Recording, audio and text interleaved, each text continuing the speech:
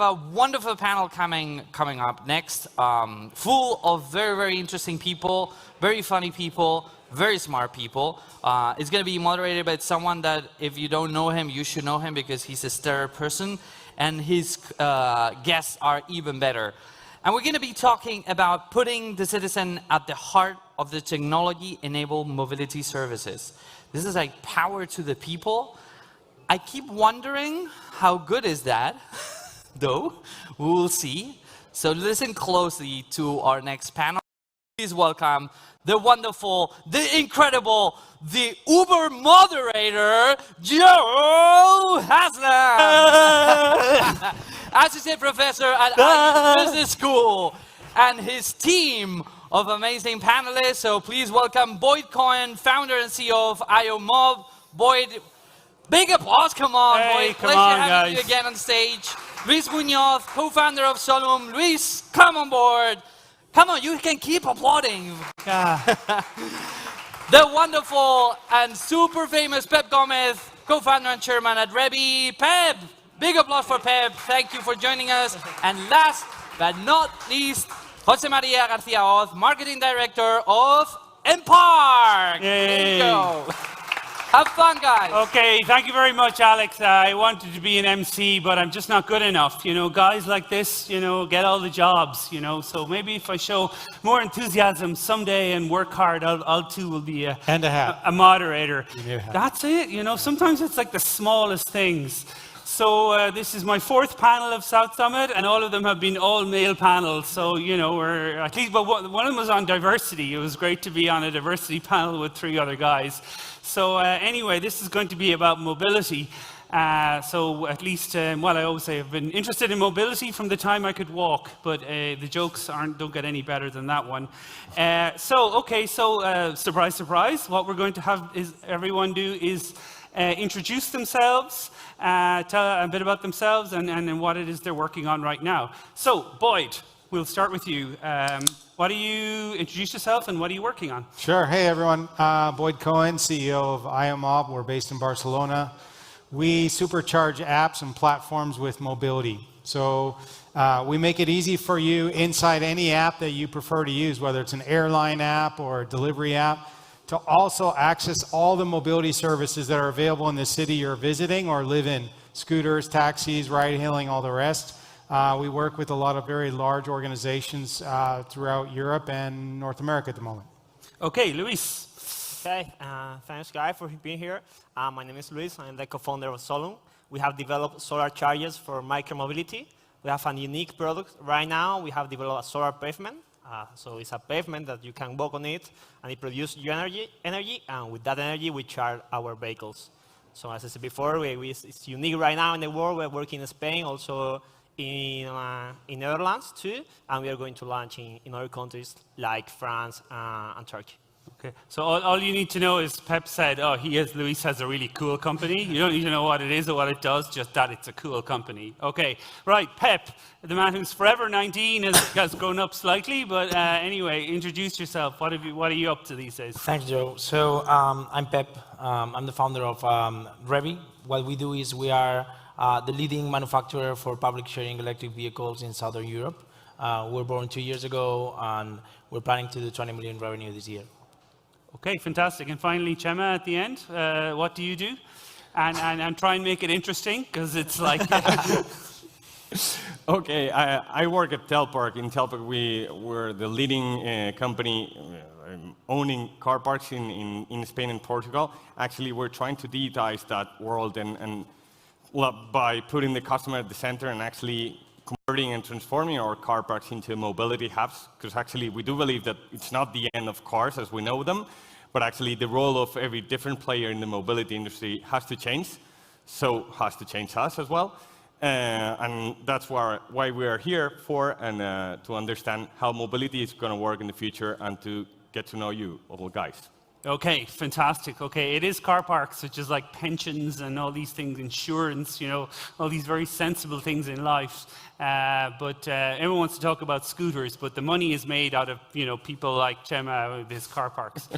Okay, so you're living in Barcelona, as you were saying, but you're originally from the States. Talk to me about why you think Barcelona is a good place to be right now. Well, Barcelona, if you're talking about where... Somebody laughed, and that joke was for you. So apart from the can I mention burning containers and things like that? Talk to me, watch the smile. Why is Barcelona a great place to be right now? Well, we're at a startup event, so I'd probably look at it from a startup perspective. And as probably most of you know, there's a lot of tension between Madrid and Barcelona, not just in who has the best football team, which unfortunately is definitely not Barcelona right now, but also who has the better startup ecosystem, better funding for startups. And if you look at the data, you'd say Barcelona has a slightly lead over Madrid with respect to the startup ecosystem. So, it's been great startups out of Barcelona, some in the mobility and logistics space like Wallapop or Glovo, that kind of thing. Wallbox. We have some really good success stories in Barcelona. Funding maybe not as great in Barcelona. I would say Madrid's a little stronger on that one, but quality of life, pretty good. And Barcelona, from a mobility perspective, is a really vibrant city. Transit agencies very behind in terms of embracing technology, but we have seen a lot of innovation in the private sector in mobility. Think of Cultra, Rebi, and many other companies that were born there. So it is a good place to live, and better than almost any place I can think of in the US where I'm from. Okay. I have so many jokes about Brexit. That's usually my go-to joke area. But I've just realized there's a whole new ooh talking about Barcelona. I might have a receptive crowd as well. So Luis, I want to talk to you. Obviously, there's a lot of the biggest company right now just on the Nasdaq yesterday is Wallbox, and the picture of them ringing the bell. So in what ways are you like them, and in what ways are you not like them? I would love to be like them right now. We'll try to be like them, but for micromobility. As I say, we are really focused on e-scooters, e-bikes, and motorbikes. Why? Because we charge with an old energy, with the solar energy. It's not enough for a car, but we are pretty confident that we can charge any light electric vehicles that there are in the market right now. So hopefully one day we'll be like them. There you go. That's confidence for you. So, Pep, it's interesting. Many people in the room would know you from Fever and, embracing how to, shall we say, the hedonistic parts of life, how to have a good time. But now you've changed it all, right? And you want to sort of become a climate change person. Just talk to me about that journey. Was it something that you I guess after Fever, you looked around and you thought, what am I going to do next? Are you is climate change just a business opportunity, or do you feel, passionately connected to it? Yeah. For me, the first company I created, Fever, it's a marketplace, right? And it's a marketplace very focused on consumer. It's very focused on, I would say, conversion rates, UX, doing a product that works, that scales, but it doesn't have that much that hardware or thing that Rebi has, right? So to me, after Fever, I was looking to start a company, where, I thought I could learn from other areas. One of them would be B2B, so selling franchises, establishing sales teams, and so on. Another thing would be hardware, right? And then, anyway, in general, I'm a very passionate person about law and public law and infrastructure and so on. So I started studying many different things in infrastructure, water, chargers, and then I came up with this mobility idea. So then I decided to start that. I thought there was an angle to do it different. Is that you? I think that was me. I think. Okay, I don't know. right. Yeah, I thought there was going to be an opportunity to do something significantly different to the other players, and that's where we position ourselves. Okay, so Chema, because you're the other side of the panel for me, you're not within swinging distance. So, if I was a young man coming up a young up-and-coming startup, you know, I always say stay away from the existing players, you know, because they all get up and say, like, you know, we are embracing electric cars and we are embracing new ways of doing things. But fundamentally, you know, life is pretty good for you the way things were. You know, so in what sense are you kind of, you know, embracing the future only because you have to? And in what sense are you embracing the future because, you know, you think this is an even better opportunity than before? No, actually, I haven't mentioned one of the most important things about us. That is, we are the leading app these days in terms of users for parking, for car parks, even on and off street. We have over 2.5 million users in our app, and they actually, what I think they found interesting is not only the digitalization that I was talking about before.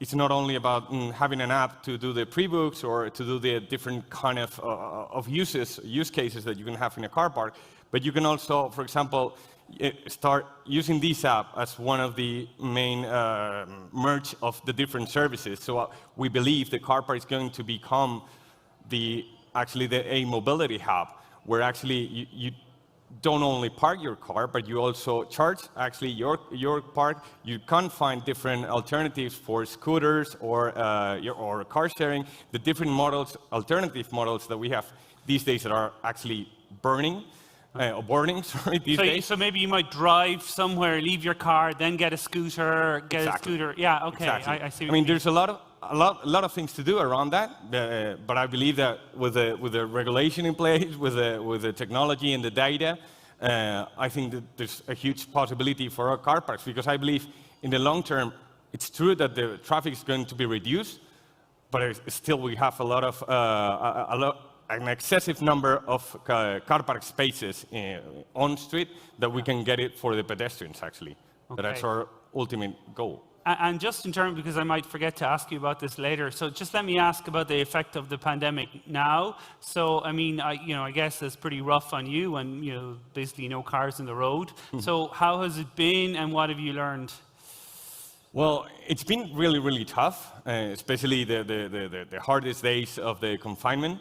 But I believe that these days, one of the things that I believe the Spaniards have learned and the Portuguese have learned is the beautiful, actually, of our country. So actually this summer we had the best summer in ages, because there's a lot of change towards national tourism, and actually not only national tourism, but private car national tourism that has been the main driver in this during the summer.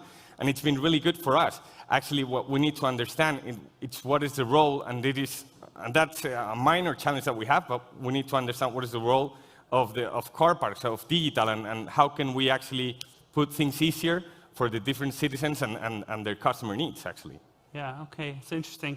I've just noted your hat is actually a branded hat, right? Correct. Sort of see, okay, there you go. This, if you're in entrepreneurship, you're in sales, so maybe you should turn it around and wear your hat in the other direction.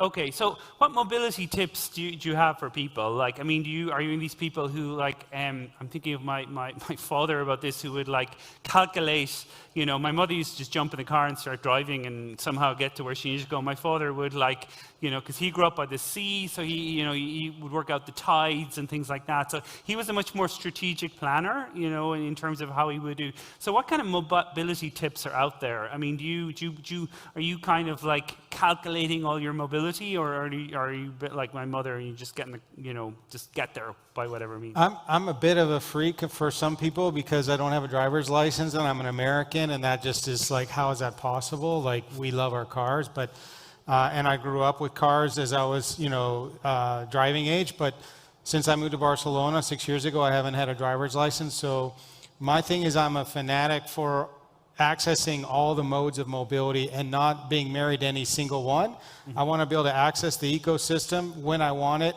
And that's why we created IAMOB, was because we realized there's this exciting amount of new types of mobility services coming to our cities. But, we did a calculation before COVID. There was over 50 companies in Barcelona, over 60 in Madrid, that had an app with a specific mode of mobility available in their app.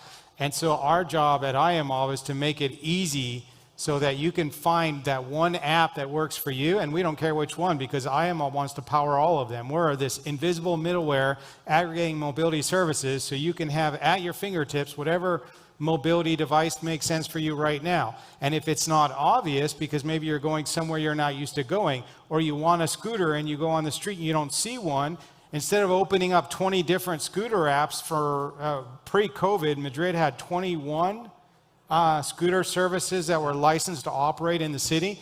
So instead of opening them all up to try to find out where a scooter is and you say, forget it, have them all seamlessly integrated in one experience, and I can choose whatever scooter is available. So my tip is find that app that helps you solve that pain point so you can find the best service to get where you want to go. Yeah, and it's like one app to rule them all and all that kind of stuff, the mobility aggregation services. But it's interesting you mentioned middleware, and that's very often the smartest play, right? Be the person, be the payments network, when that is often the smartest way to set up a company. Lisa, I want to ask you just about, in terms of what you do, there's a lot of, engineering and moving parts and stuff like that. So, what were the biggest lessons kind of you learned, in terms of like stuff breaking down that you thought was more reliable, or stuff taking longer to charge that you thought would, those kind of like, because this is the sort of the things about starting a company that you never see, right? It's like sort of like you start and then you just like, it's like a fully formed thing, right? But there was a million things that went on to make that happen. So like, you always have these things about like the wind generators and who are like all these birds decide to fly into them and things like that. So you always have kind of unusual sort of stuff happen. So in public, tell the audience all your failures. That's what I want you to do. And we'll give you a hug if you need one. I'm gonna be honest. It's hard. It's really hard when you're developing technology, and especially when that technology doesn't exist, just only in your mind. Yeah. It's really hard, but it's possible. It's possible. We have a great industry here in Spain. We have a lot of suppliers. So when you are relying on them, talking to them, trying to figure out how to do it, they help you. And we have received a lot of help for many suppliers, for many people in the industry. To be honest, I'm not gonna lie, it has been so challenging to develop a product like us, but it is possible. It's possible also because the people believe in it. Okay, so I'm gonna like get more specific on that. It's a beautiful politician's answer. Everything is possible, and people believe in you. Like you didn't answer the question. So, so you told us we don't have to answer your question. I want to hear about a bird breaking your machine, or like a raccoon or something like that. Probably if a guy from the Midwest has loads of like animal breaking technology stories. But if I was I don't know, Harry Potter or something, to just pick one child wizard. He's the only child wizard I know. If I could make one thing happen that would make your life easier, like what would that be? One thing, the public administration go quick. Yeah. No, but I'm going to ask Pep the same question, by the way, so you can be preparing. Same answer. If I could make one thing happen that would make your life easier. No, but talking about failures that we were before, for example, many of our solar pavement has been broken by vandalism. There you go. That's what I'm looking for. We face a lot of vandalism. We have faced a lot of different ways of breaks our pavement, but we keep developing, we keep improving, and we try to make it harder and harder. Right now, our pavement is twice harder than concrete. And they still have made it to break just one, this time just one. But truly, it's hard, but as I said before, it's possible with work, with challenging yourself every day, and challenge the guys on the street to break it. But you have to expect this to happen. It's always, you have to start telling yourself these things happen for a reason, because somebody vandalized my thing, we made the glass stronger, and that then made consumers embrace us. So I'd like to thank those vandals for vandalizing our stuff originally. Right now we are trying to put our pilot projects in the worst places just to find out how you can break it. Yeah, there you go. Like, this is typical entrepreneurial stories. But yeah, I co-founded 6 companies, and it's literally like heartbreak day after day, followed by one piece of joy, and then you kind of start the whole thing all over again. But but this is what it's about, right? It's about this kind of thing. Okay, Pep, the same sort of question to you. If I could do something to make your life easier, what would it be? I'm going to be a little bit polemic here because you told me to be straightforward and so on. So, The biggest problem that a company like us is facing is venture capital funds are still funding inefficient companies in the mobility space, and that's very bad. What we see is, there's a lot of companies in the market which, whether are scooters, mopeds, and I don't want to name any in particular, but essentially these companies are having more or less a 4 to 5x times cost of revenue versus revenue. So if a company makes 50 million, then maybe they burn to make, I don't know, 200 million to make 50 million, right? So anyway, and then venture funds, for some reason, because there's so much capital, they're still funding these companies. The problem with those kind of situations is, companies like us have to struggle growing and have to innovate at the same path or better or faster than these other companies. We believe in the mid to long term. That's why we're doing this, right? So that's we're building the strategy of being a profitable company, sustainable since day one, and so on. But biggest pain we see right now is we need to be very alert and very in constant movement, because we're just doing the same thing, but with 10 times less money than the rest, right? Yeah. So yeah.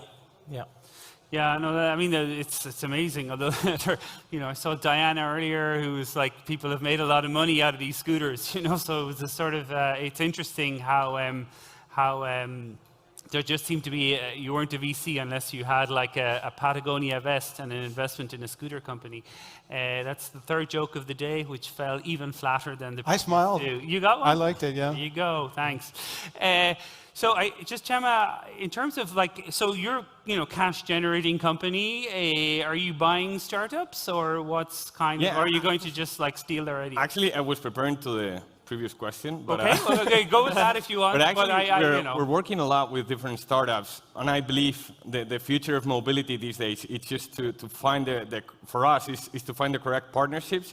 So, for example, just from electric vehicles, for autonomous vehicles, for car sharing and different alternatives, we're in the moment that we're actually embracing all of them, because we have a space for all of them in our car parks, and we actually have the infrastructure that they need, actually. Yeah. And I think we're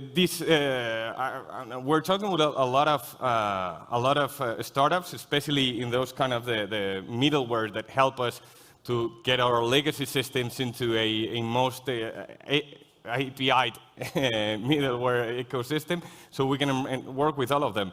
But these days, we're kind of working with an MVP kind of focus, and we have, for example, in Colón here in Madrid, in our car park there, we have, I would say, 10 different startups, mobility startups that even they need our spaces, even they need the chargers, or they need security, for example, for bike or the scooters, or even they need to match a regulation. For example, in Madrid, it's not well known, but you cannot actually park your scooter in the street unless it's in specific conditions that Berlin, no street in Madrid accomplishes with that.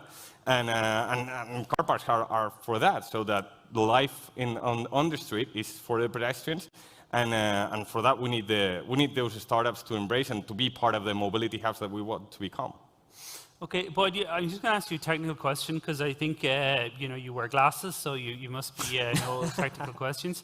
Is there such a thing as a mobility API? Any kind of cross-industry standards, or is everyone fighting to have the standard that wins? Yeah, that's a good question. There's a lot. It happens only once. It does happen once. There's a lot of discussion around open data, open APIs, different formats globally on this purpose, and then there's different stages of open data, and standards, right? So there's about data sharing around where vehicles are located. That's one level of data sharing.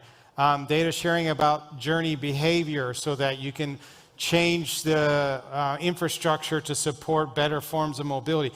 There's efforts to create data standards around what we would call deep integration of supply, which is that any supplier who wants a license to operate in a city should report not just vehicle location data, not just pricing data, but also enable via APIs that third parties can aggregate their service and offer a full experience booking and pay in a third-party platform. There's a standard that's emerged in the Netherlands around that. It's hard to get, as you know, in any industry, it's hard to get a standard adopted globally. There's always fights around it. And what we decided to do at IMOB is to not worry about it and instead build our own APIs in-house for each mode of mobility. So when we reach out to a scooter company, they can expose their API to us, and we don't care what standard or format it's in. We can internalize it into our platform, usually within 5 days. So our decision was avoid worrying about if and when some future standard will emerge to allow this, and build our own capability in-house so we don't have to wait. Okay, cool. Luis, question for you just about working with large companies, because it's always an issue. Just listening to what Gemma was saying, I mean, I study scaling, and that's everything I've been studying for years. And you know, I always say partner. You know, there's always like the easiest way to get forward is to partner, because it isn't just to solve. If you partner with someone, you don't just solve the problem you're solving, but you sort of future-proof the solving as well. Like the iPhone in my hand is just a collection of other people's technology, all of whom get better. So, I mean, wondering, Luis, like what kind of, you know, partnerships are you seeking out? I mean, are you going, I mean, you know, there's large Spanish companies and things like that, but I guess if I could get you one, it sounds very like Harry Potter question, if I could get you one telephone number of somebody or a meeting with somebody, who's that person you would like to meet? Well, I cannot say only one, because we are actually working with Telefónica, Iberdrola, and Naturgy. Yeah. So they are the really, really big players. And the time to market, I mean, it's easy with industry partners to get into the market. You reduce the time to market. You can prove with them. You can get access to really big companies thanks to them. So it's really, really helpful. The bad thing is the paperwork. Yeah. We have a lot of paperwork just to pay you, I don't know, 6,000 euros. You need to bury yourself in paperwork, but it's worth it, because if not the time to market for a startup, it's a long way, it's a long path, especially if you are hardware. Yeah. So with this kind of partner, you get closer and you get quicker to the market. And what do you think they want from you? I mean, you know what you want from them, but what do you think they want from you? Innovation. I mean, they are so big, they have the capacity to innovate, but they don't innovate a lot, and it's really hard to move that machine, that elephant that they are right now. So it's flexibility and it's. I mean, it was a famous partner in Andreessen Horowitz always said that, you know, the battle between disruption is all about who can get innovation before who can get distribution. In other words, that the startup innovates, but if the startup can innovate and distribute, you know, then they will win. Also, if the incumbent, if they can innovate as well as distribute, then they will win. But the best combination is always that the startup innovates and then they put that into the distribution, whether it's manufacturing or whatever. I've seen that work many times. I actually think acquisitions are usually a great deal for large companies. I mean, I remember debating or helping somebody sell their company, and for what they were haggling over, I said, if you implemented this in your value chain, you'll make the money back in 1 day. And here you are fighting with me over, or fighting with us over the price. And basically it's 1 day's revenue for you if you were to implement this properly. But, you know, so it's a great deal. Acquiring startups is a great deal generally for large companies. And they, you know, they agonize over it as if it's like this, you know, I don't know why that happens, but in general, it's a fantastic deal. Okay, we've only 1:40 left, so I just wanted to get just Pep and Chema. You know, Pep, you're an ambitious guy and have been ever since I've known you. I mean, how big do you think this can get? Like, what's your vision for your... How big do I think this company can get? Yeah. You know, I think we're not in a rush, but I think, you know, essentially any provider of infrastructure in the terms of in the mobility space has an. I mean, if somebody who's doing what we do, which is building infrastructure for mobility, you know, I think this can get to, you know, as big as you want, right? I mean, for us, you know, I think we've been doubling revenue since inception, year on year. You know, but we're not in a rush. So we think we can do maybe IPO, maybe we just want to remain private, maybe we don't know yet, but for sure we're going to continue to grow. Yeah. Yeah, and finally, Gemma, in the remaining time, what do you see in the future? I mean, do you see like, you know, do you think we will, how soon do you think one day we'll have no petrol cars, that it'll all be electric? I mean, I presume a board or someone is saying that to you, how soon do you think that will happen? I'm not sure. I know that we are in a beautiful moment in the industry. Actually, I don't think we can speak about mobility as an industry. It's just a mix of different industries. And I think that the beautiful of this moment is that every single player talking about Renfe, talking about Iberia, but talking about El Parking, or talking about Telpark, or talking about Cabify or Uber, has to find its own way. And actually, I think the key there is how to collaborate and how to understand that the big companies can work with the startups to gain that speedboats kind of a strategy for innovation. And there's also a timing issue. So actually, I was talking before that we have over 400 EV chargers. The occupation that we have these days is not that big, but we will keep investing on them because at the end, at some point, the customer will get there, and we need to be there. So it's kind of a timing and performing the industry. Okay, there's a man at the side that wants us to get off the stage. So that just remains me to thank Gemma, to thank Pep, to thank Luis, and to thank Boyd, and to thank you, the audience, for listening, and to thank everyone online for watching up. My name is Joe Haslam, and this has been a delight. Thank you very much. Thank you very much, guys. You know, this is a good thing about knowing Joe and working with him is that I can abuse him on stage, so.